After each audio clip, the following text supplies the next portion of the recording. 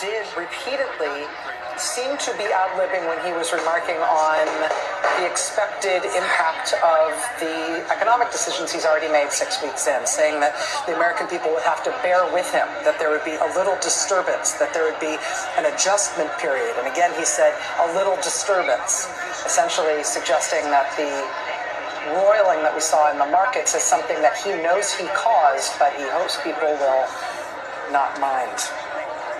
For the record, the worst inflation in this country was in 1980.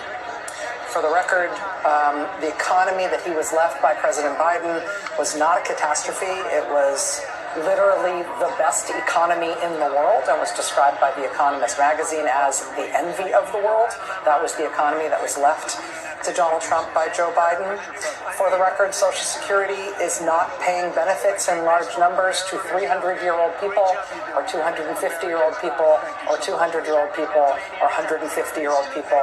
In fact, the idea of Social Security as a bastion of massive fraud and overpayment is completely false. For the record, U.S. auto company CEOs are not psyched and delighted and so excited about President Trump's economic policies, including his tariffs. Take, for example, the CEO of Ford, Jim Farley, who said that Trump's tariff policies would, quote, blow a hole in the U.S. auto industry that, quote, we've never seen. The president flat out lied about U.S. versus European spending to support what used to be our allies in Ukraine. The U.S. has committed about $125 billion to Ukraine's defense. Europe has committed about $259 billion. The president radically misstating the character and quantity of our relative support for what used to be our ally, now appears to be only Europe's ally and no longer ours. For the record, Joe Biden did not close over 100 power plants. There were more utility-sized power plants up and running in the United States when Joe Biden left office than when he achieved office. For the record, there is no EV mandate.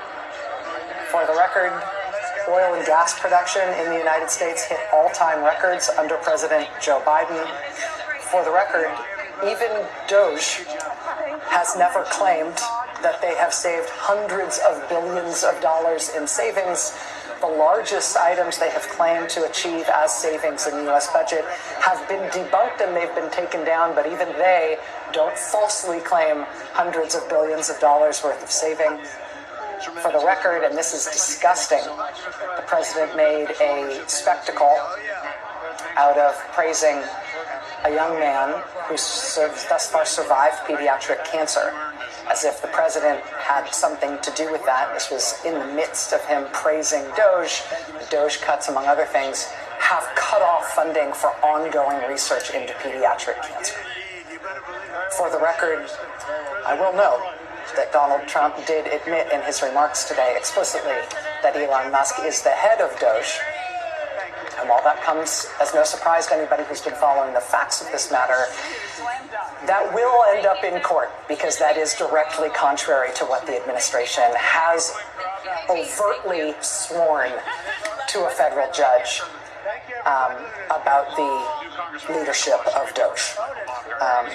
I should also note, and this doesn't have to be for the record, I'll just note it for our own experience tonight, that at that point in the speech, when the president talked about how we will no longer be ruled by unelected bureaucrats, Democrats in the chamber pointed and laughed at Elon Musk. Unelected bureaucrat. The president did repeat